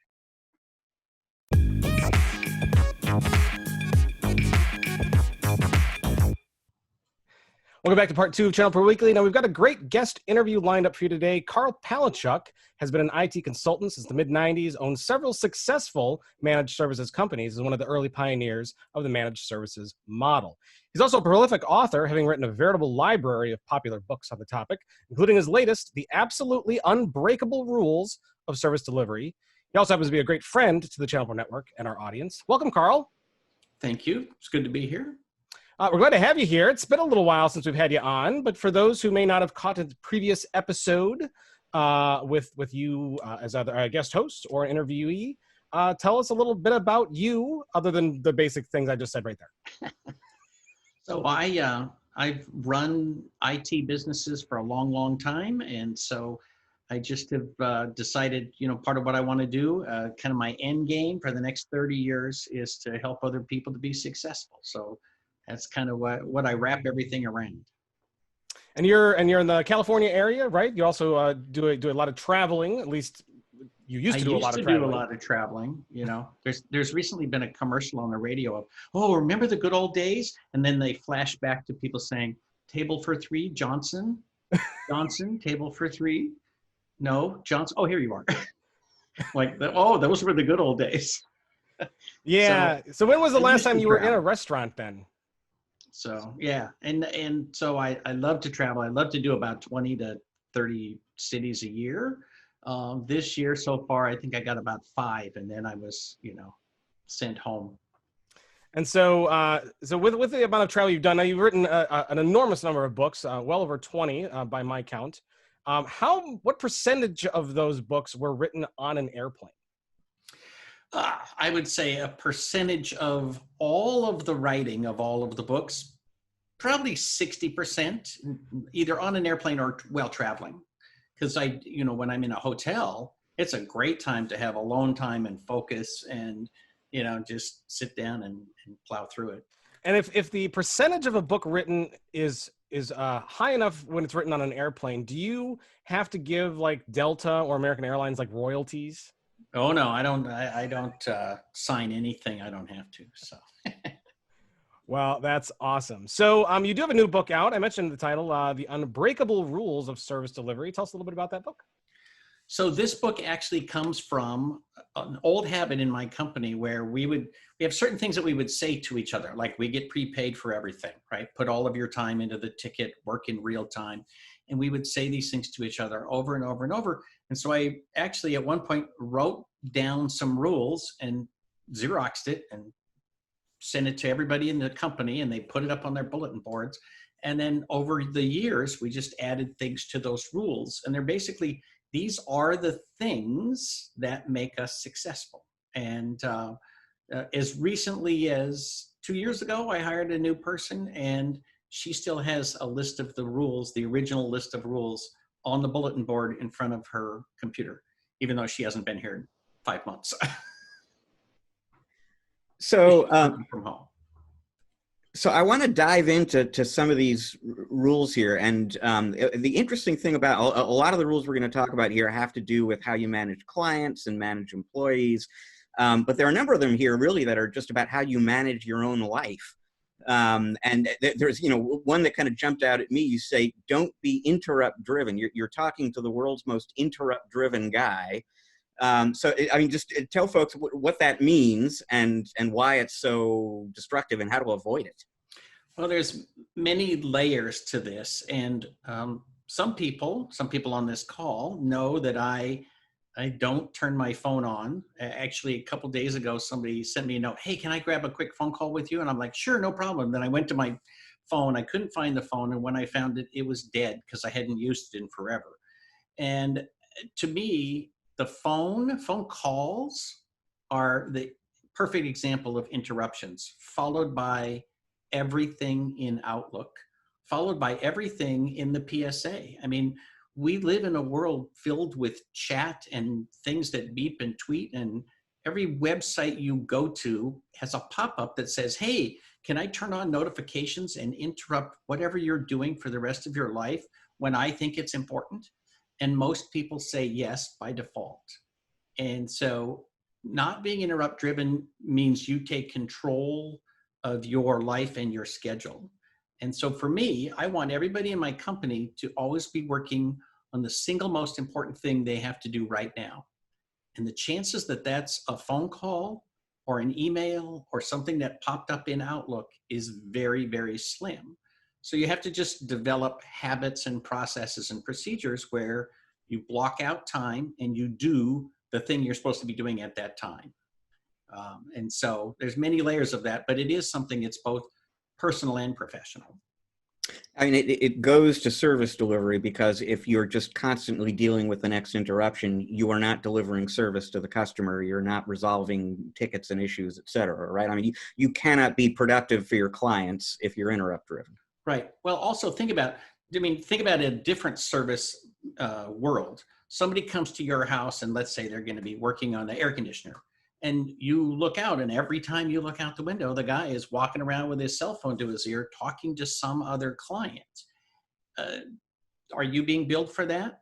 The question will pop into your head. And even if they're really great at managing their time, they're not fixing your stuff and they're in your yard, right? And your clients don't want to feel like they're paying your technicians to be helping other people and doing other things when you're in their office. And so, just as simple as that, it goes many, many layers beyond your own productivity, but also your company and your branding. So here's another rule. This is one of your rules for client management, and it sounds obvious, but maybe it isn't. It says every client is on a service agreement. Well, this is a simple thing that I think technicians make too much of the idea of whether you are or not on a contract, or whether you do or don't sign contracts. Your clients sign contracts with everybody all the time. I mean, you park your car, there's a contract on the back of the sticker. The idea that clients somehow are going to resist you because you want a contract is absurd. We need contracts to manage the relationship with the clients. It doesn't mean that they're on cloud services or managed services or hourly, but they are on a contract. We have a relationship that is managed by that contract. And that just sets some guidelines for how we operate. And so, and it goes to better service delivery because the expectations are there on both sides in terms of what they can expect and what you're obliged to deliver. I mean, there's some piece of it that, theoretically they could sign a contract with another IT service provider at the same time, but they probably won't. But even if they did, we still know that when we do work, we're going to send an invoice, it's going to get paid. That's what our contract says. And so when I ask people sometimes, how many clients do you have? I get these answers that are all over the board. Two identical companies, one will say 12 and the other one will say 60. Well, the one that says 12 has 12 signed contracts. The one that says 60 is talking about everybody who paid them any money in the last year. Well, those aren't really your clients. To me, your clients have signed a contract and have a relationship with you. Now you say here, evaluate your pricing once a year. How often do you reckon the average MSP does take a look at their pricing? That's an interesting thing. 15 years ago, I would have said every 5 to 20 years. But today, I think most people are much more educated. There's some people who at least claim publicly that they raise their rates every year, or that it's automated in the contract. But I think most people evaluate their rates every 1 or 2 years. And I think that's a great change. That's a good thing that's happened in our industry. Okay, well, let's talk a little bit about some employee management rules you've got in the book here. Starting with this one, hire slow, fire fast. So I think I first heard that from Brian Tracy, who's a sales trainer. But it's so true. The more time you take to hire the right person, the better off your life is. And before we started recording, we were talking about, you know, all the misery I've ever had from employees is because I hired really, really fast. You know, we actually have a pretty slow hiring process that it's multiple interviews, disc profiles, you know, stuff like that. And every time I get a note from somebody that says, oh man, you'd really love this guy, hire him right now. And I do, I regret it. And in fact, I can tell you, the single worst employee I've ever had in 25 years was hired that way instead of through the process. You know, once you go to the work of creating a process, you should follow your own process. Yeah, I years ago, I used to work with a guy who said something that's stayed with me because I think it's absolutely true. He said, a bad hire costs you every day and a good hire pays you back every day. And if you think of the stakes that way, you can either make your life much better or much worse with each hiring decision that you make. You're going to want to put a little extra time into the thinking behind that. Yep. So, you know, I worked with HP. I was a contractor in charge of the internal tech support at the Roseville plant in California. And when I got hired for that position, I was interviewed by the contracting agency and by a manager from HP, and then by 2 more managers from HP, and then they flew some people out from Chicago. It took me like 2 months to get hired into that job. But when I went to a meeting of managers at that plant, there was an assumption that every single person in the room was good, was qualified, was well-intentioned, and knew what their job was and knew where we were going, and we were all facing in the same direction. And so there was, it eliminated a huge number of problems by simply hiring very, very slowly and making sure that you were intentionally building the team that you wanted. On a much smaller scale in my businesses, our hiring process was largely focused on making sure that people were a good fit for the culture, right? Because the culture rules everything, and the smaller you are, the more the culture rules everything. So the biggest hiring problem you've ever had came from departing from your hiring process. So process matters. One of your rules, in fact, is you can't control people, but you can control your processes. So talk about that one a little bit. So I've looked and looked and looked to find if there's an original quote for this, and I can't find it. But I heard it a few years ago, and it just really struck me because I'm a process guy, right? That when you look at, let's say, a sales process, I also have a very slow sales process. And, you know, you've heard the rule, whoever talks about money first loses. That's very, very true in the sales process. So I don't want to talk about money because the client doesn't understand technology. They do understand whatever pain they're going through. They do understand money. And if they don't understand the technology from my perspective, they're going to want to talk about money, right? So I have this process where I want to go in, do an assessment, ask them if I can have a meeting, then have a meeting, present my assessment. And they're going to be all this time saying, how much, how much, how much? And I'm going to say, I don't know, right? First, now that I've given you the assessment, let me tell you what the kinds of things we can do for you. And I will give them, you know, our pitch. This is our 3rd meeting. And then I will ask them, can I create a presentation for you? Can I make a proposal? So on the 4th meeting, I'm willing to talk about what we can do. And then if they really push, I will start to talk about money. But I really can't talk about money until they determine, of the things I want to do, which things do they want me to do? Then we can talk about money. Every time I break that process, I lose the sale. Because as soon as people look at the money, they evaluate on the money. But once you get them to talk about their actual pain and how you can actually make it go away and how you can make their life better, then they buy into that process. And it doesn't matter how much it costs. You know, my favorite words in sales are when a client says, how much is this going to cost me? Because they've already decided to buy, right? If they say, how much does that cost? Well, then they haven't decided to buy. But if they say, how much is this going to cost me? Then they've already made the decision. But that's a perfect example of something where it's really, really hard, especially in IT. It's hard for non-salesy IT people to avoid the discussion of money. To them, it's just another technical factor in the delivery of services. But to the client, if they don't understand what you're doing, and they don't have another basis of going on. And so they compare apples to oranges because an apple is $1 and an orange is $1.50. So, that's it. It's a very difficult situation. But you have to have a process, and you got to follow your process. And if you don't, you will make fewer sales. Hey, Karl, one of your unbreakable rules that I find really, really interesting, and I find it's probably a challenge for some smaller MSPs that, of course, everything has value. And one of your unbreakable rules on the billing and finance side is if a client has a past due balance, their service is cut off. Walk us through how MSPs that fear that and just continue delivering service until that balance gets greater and greater.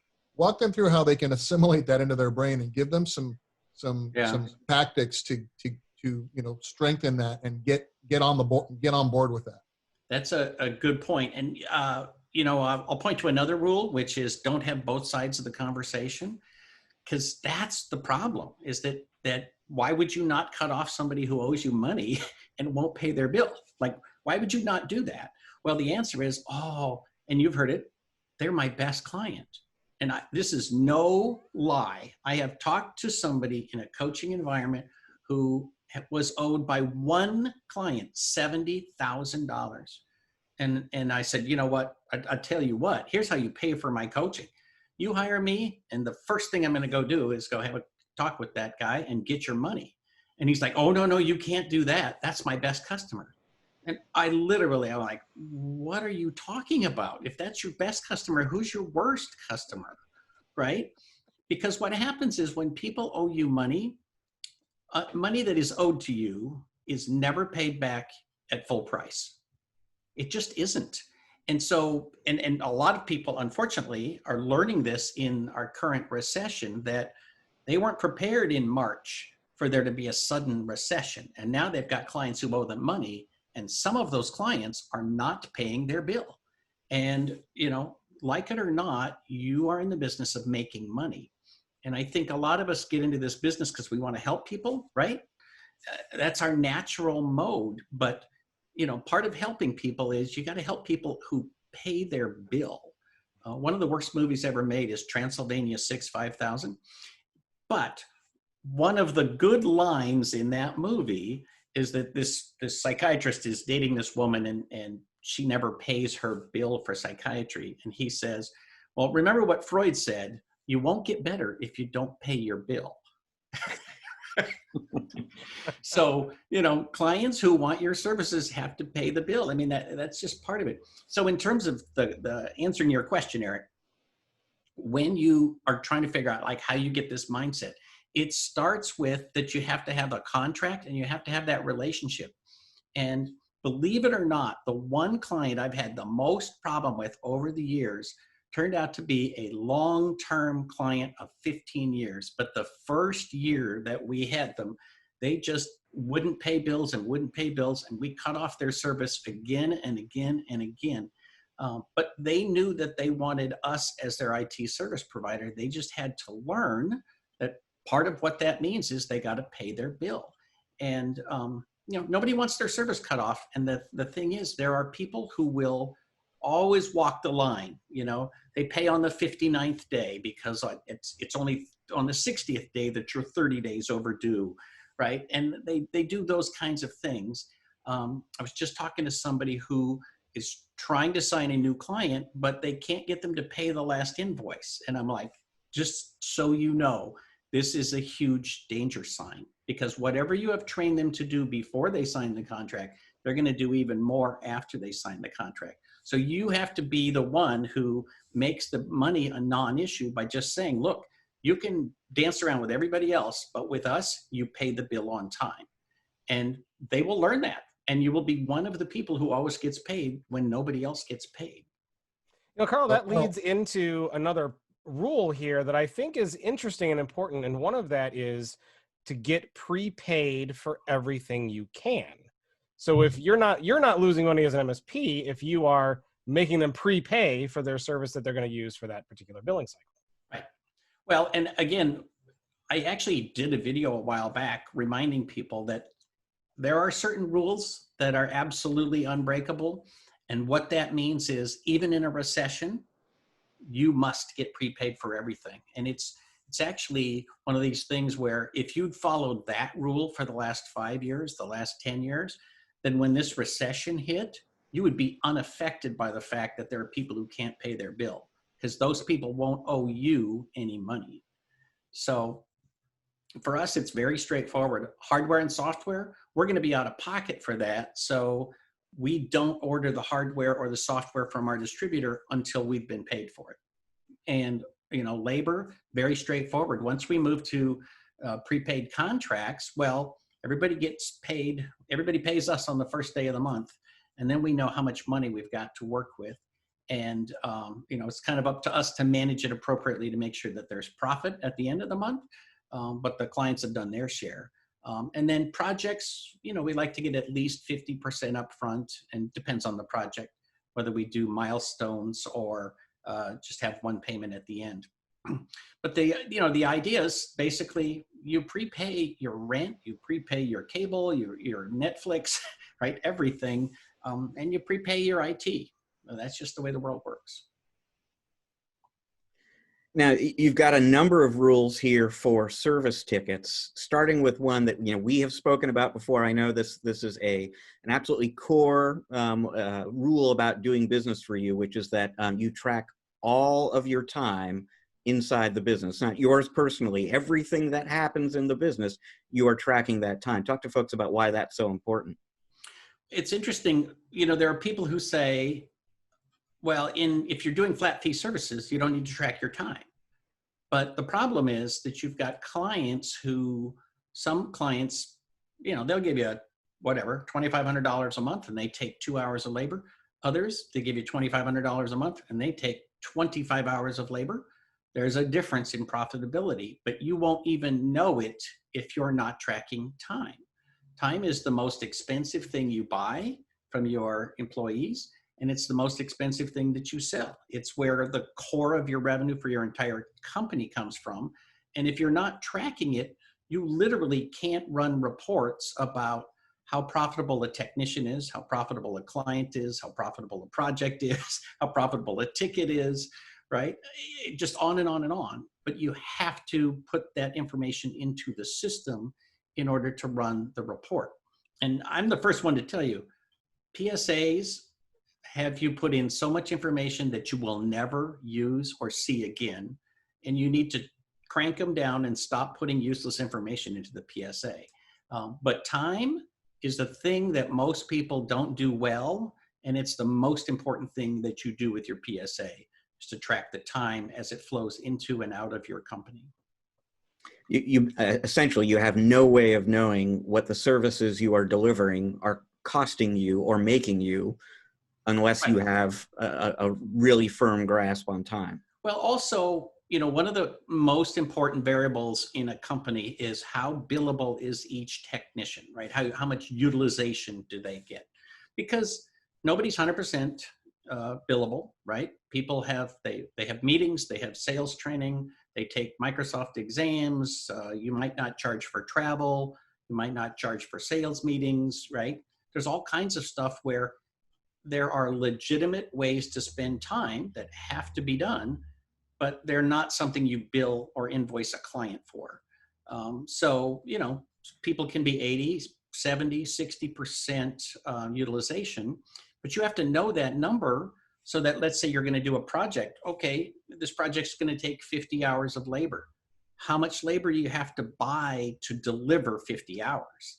And if you don't know that number, then you're probably less profitable in projects than you think you are, because you say, oh, I gotta buy 50 hours and I'm going to sell 50 hours. Well, it never works that way. You'd be lucky if you buy 100 hours in order to sell 50 hours. Well, I think it's also directly related to your cost of service delivery, is what you're saying, Karl, because an 80% utilized technician is much more profitable than a 40% utilized technician. Right. And the other thing that it tells you is how good are your technicians? Why is it taking Tom 2 hours to solve a ticket when it takes, Brad 45 minutes, right? So is that a training issue? Is it something else? So it gives you insight into ways and levers that you can adjust to course correct for that and bring the level of all performance up to par. Well, and you're right. It's not always that he's just a bad technician. It might be he doesn't have the training, he doesn't have the resources, he doesn't have access to something. There's lots of reasons why people are not as billable as they should be. Training is one piece of that, but there's lots of other things as well. Yeah, and have you found, Karl, I've found this a lot too with MSPs, where the MSP themselves is actually the worst violator of this, where they're having their billable resources do internal projects, sitting in meetings that they don't need to be in, meetings going long, things like that. Some of the things that you've already talked about, I mean, they're the worst violator of that themselves, and until they can see that in a report, they don't even realize it. Right. Well, and that's why I say there's legitimate internal admin, but when you look at it, you say, well, why is, let's just say Tom, since you threw that out there. I don't know Tom, but let's just say, why is Tom 40%? And then you look at it and you realize, well, he sits in on every sales meeting, but he's not a sales engineer. Like, what's Tom doing? Well, Tom's getting away with something. That's what Tom's doing. Or he's being punished as someone who's Right. sat in Yeah, on sales that meetings could be before. too. So, well, we're almost out of time. I want to point out one rule that I want Rich to forget. One is that we only work with people we like. Rich, you never heard that rule, because I would like to continue working here. So that's super important. Karl, where can people get this book? Where can they find it? How do they get a hold of it? So the book will be available on Amazon as well as at smallbizthoughts.com. So it will be out by the end of July, believe it or not. So very, very soon it should be available. And for members of the Small Biz Thoughts technology community, it's already available in PDF format. Oh, and where can they go to learn more about that community? Tell us a little bit about that too, because I'm sure a lot of people don't know about that, but really would like to. Thank you. The Small Biz Thoughts technology community is an online community of IT professionals, and basically it's a place where I put up every book I've ever written and all of my seminars and all of my webinars and all of my white papers and checklists and everything I've ever done, as well as we have community meetings and forums and other things. And so that community is at smallbizthoughts.org, and we'd love to have people check it out and send us, you can actually, it's got a search tool now that you can search and see everything inside the community. You just can't get to it until you're a member. So, but you can see in the search tool, like, if I were gonna go look for management or hiring practices, all of the resources, and then you'd know what you'd be getting into if you were to buy into it. Well, awesome. We will make sure that we put a link to that community in the show notes page at channelpronetwork.com, or if you're watching on YouTube, open up the description area and we'll put a link to it there as well. The new book is The Absolutely Unbreakable Rules of Service Delivery. We will put a link to that book on Amazon as soon as it's released. This show will air before that book is out, so make sure you pop back either to the show notes page or to the YouTube channel, and you'll find a link to it there as well. So I want to give a big thank you to Karl for joining us here today, and we'll see you back either in an interview or as a guest host again sometime in the near future. Very good. Thank you. Thanks for having me. All right. Well, we're going to take a break, and when we come back, we are going to have a museum pick and a tech pick for you, and Rich will pull out his crystal ball and try to predict the future, which he usually gets about 15% right of the time. But it's still worth your time watching, so definitely stick around, and Eric, of course, will be with us on the other side of the break. We'll be right back.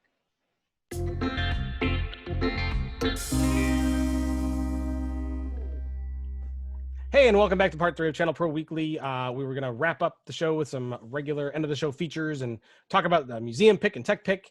And Rich will, he will predict the future and tell us what has been. It was a great interview that we had there with Karl. Always a lot to learn from Karl. And one of the things that I always like to point out whenever I listen to Karl give advice is that Karl is a huge proponent of process. and following process. And I think that is something that gets lost with a lot of MSPs, and something that is really important to highlight, that if you follow process, if you have something that's successful and you follow that process, it should continue to be successful. Doesn't that make sense? It does. And, you know, the thing I always remind people of anytime, because he's been a very regular speaker at our events in years past and so on. And the thing I'll always remind people of is these aren't just sort of smart ideas that he's come up with. You know, he has run a number of very successful managed services businesses. So he's actually used these techniques. He is a process-oriented former MSP. And so this stuff has actually worked. It's not just, on the drawing board. Yeah, these are best practices. I mean, and he's put them in place. And, the thing that strikes us about Karl is, there is no gray area. You are going to execute in this manner because we understand that the outcome should be consistent. If we consistently do this way, and then when the outcome is inconsistent, then, we and if it's been consistent in the past, is it the process or is it the person? Is it training? Is it something else? So it allows us to tweak and tune to get back to that outcome. And it's super important in terms of customer experience, right? Because that's what we're really shooting for. That's what the clients are paying us for, is for that experience when you're delivering service. And they want consistency and they want excellence. And if you don't have some documented processes, then, we've seen this, so many times. Technicians just tend to shoot from the hip, and in the absence of process, people tend to do what they think is best. And in a lot of cases, it may not be the right approach. True that. It's also amazing that he's written as many books as he has. Now, Eric, you're also an author. How many books have you written?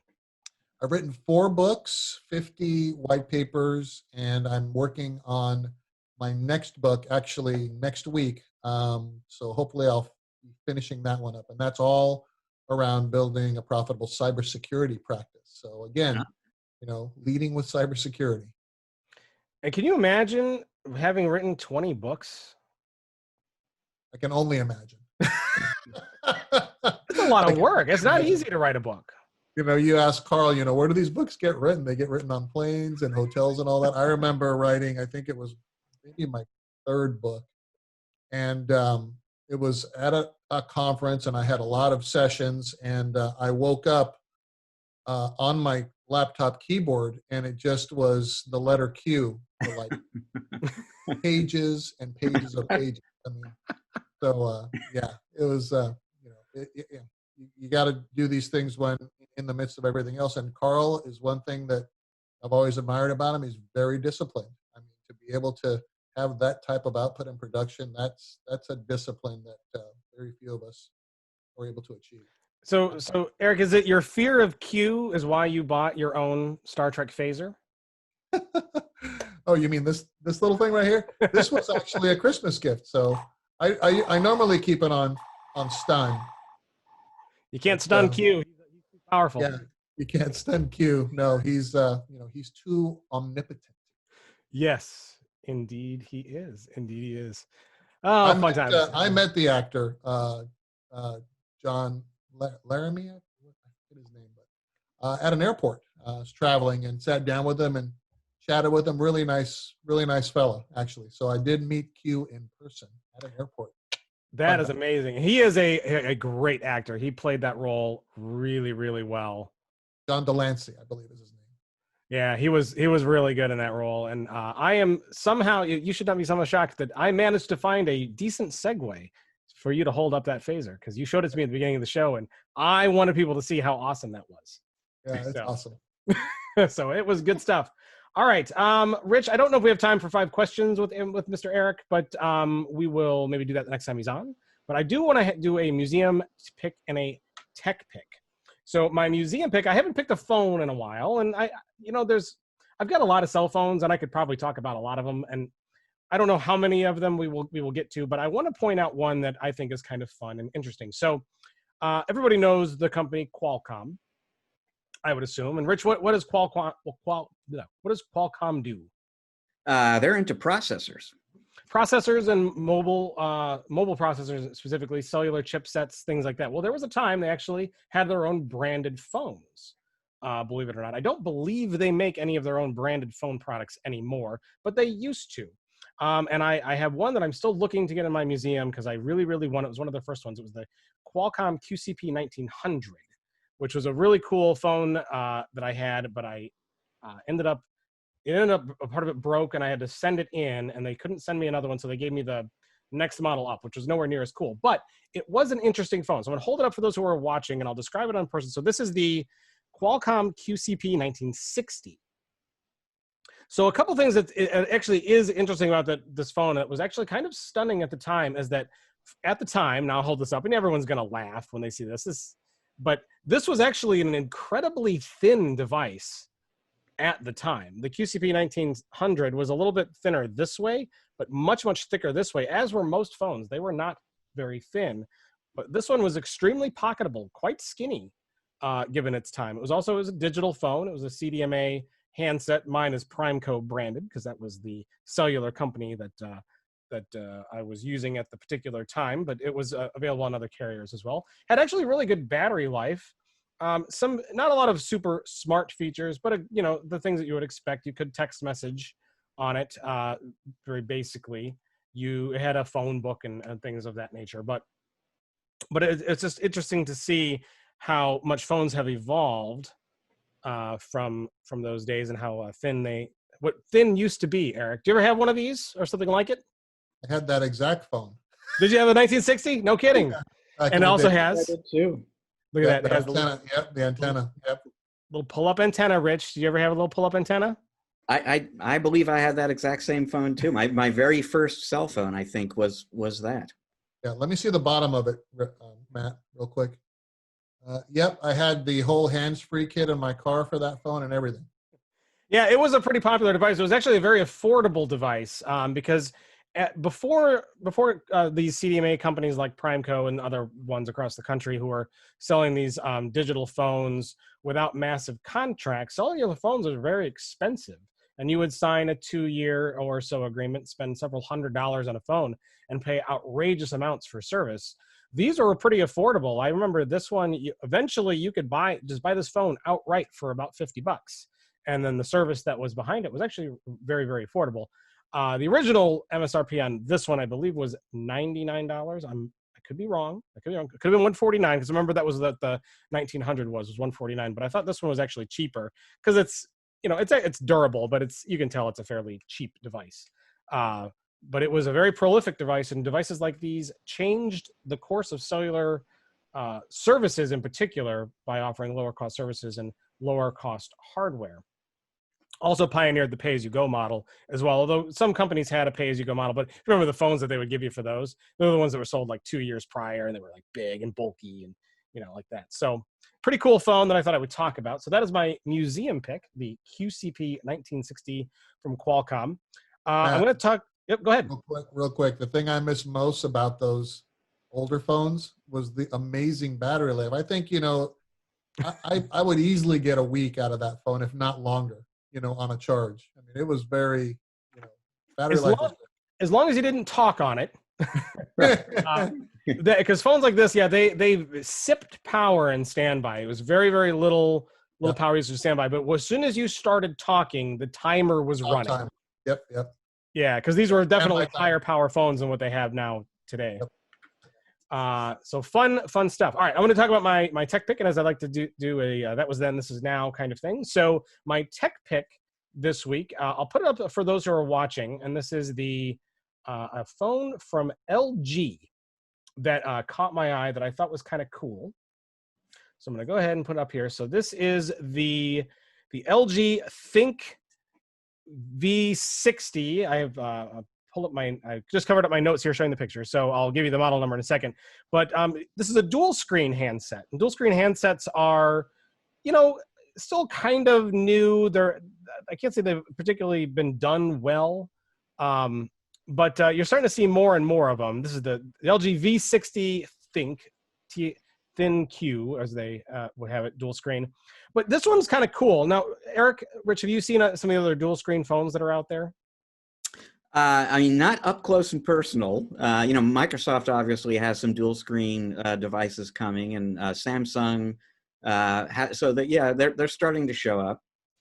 Yeah, so what makes this one interesting is that LG, rather than actually build it fully as a two-screen integrated device, what they did was is that they kind of made it so you don't have to carry this big thick thing with the dual screen all the time, but you can kind of pull the V60 handset right out of it. So there's a V60 single screen model, and then this is kind of like an add-on that turns it into a dual screen phone for increased productivity, which I think is kind of cool and kind of a nifty approach to dual screen, because dual screens get a little bulkier, and then you have these hinges you got to worry about.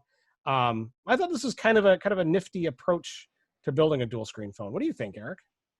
Certainly seems a lot more, a lot better idea than the foldable screens that we've seen fail. Quite Yeah, miserably.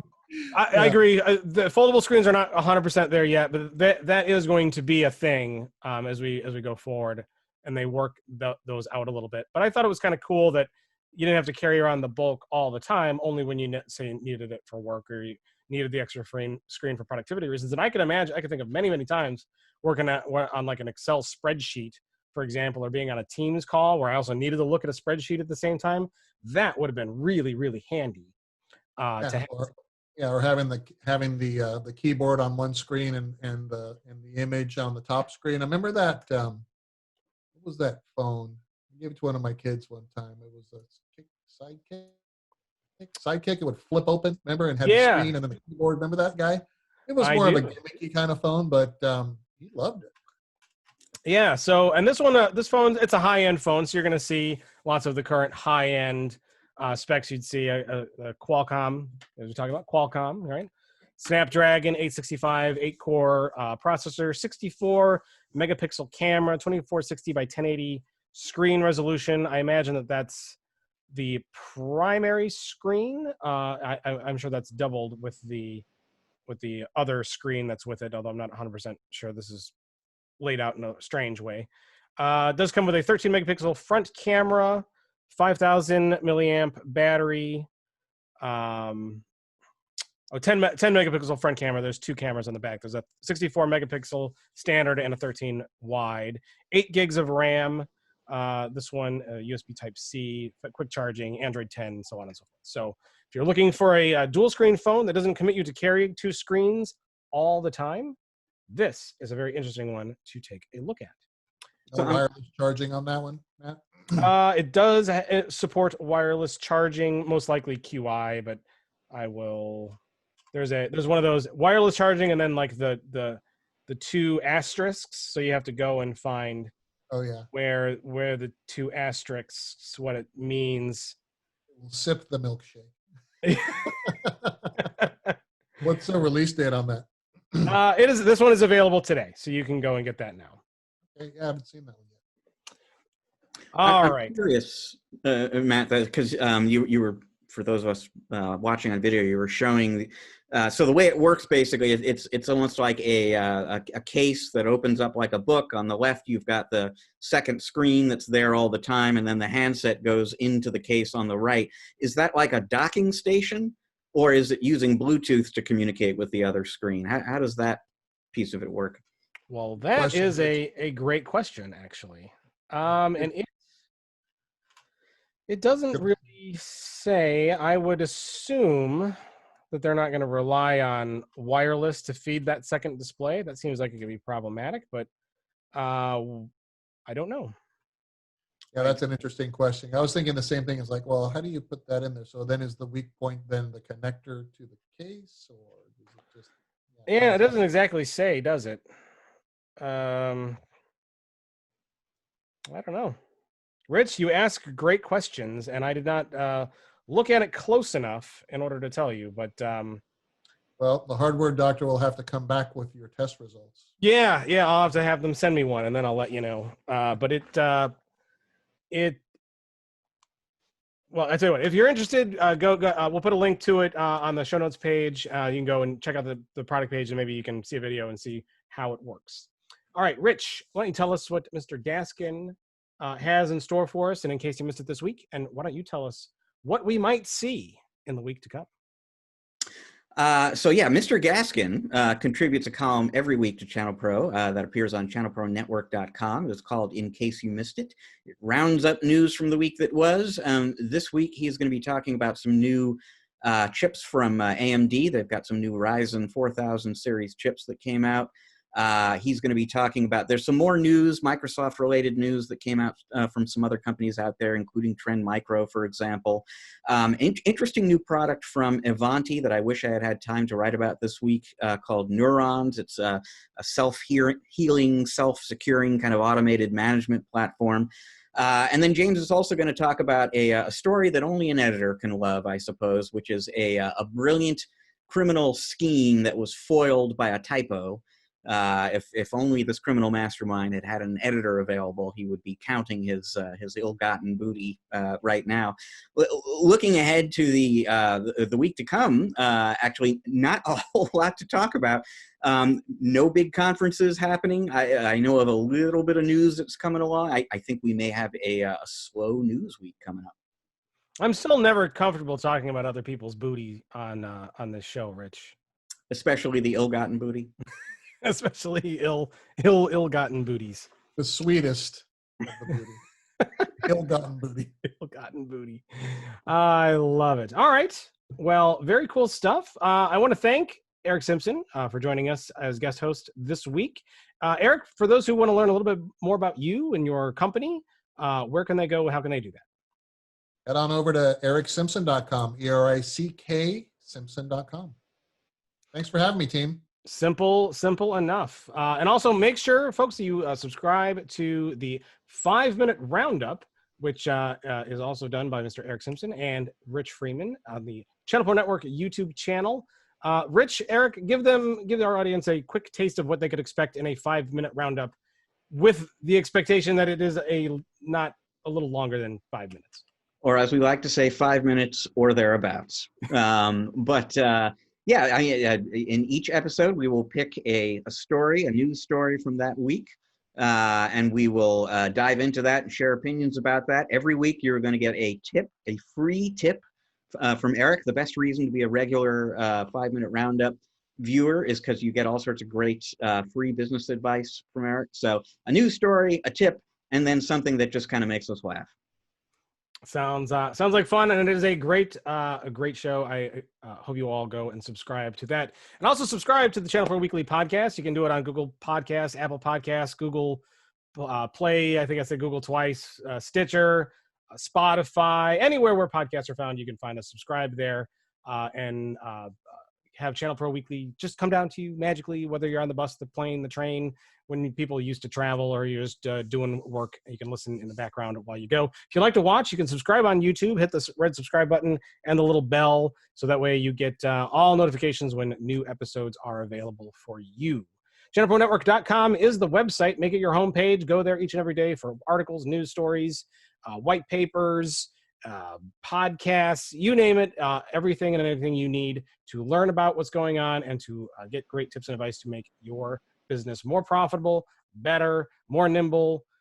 Rich, what other ways will it improve their business? Let's just dive into the thesaurus, people. If it's a synonym for good, we're on it. And it will not make your coffee, but if you put in a request in advance to Mr. Rich Freeman, he will come to your company and make you coffee while you read. See, I'm setting him up to fail there because he's not going to your office to make you coffee. Just so you know. We're also on all the social networks. We're ChannelPro Network on Facebook, at ChannelPro SMB on Twitter. If you want to follow Rich, he is at Rich Free. Erick, what are you on the Twitters?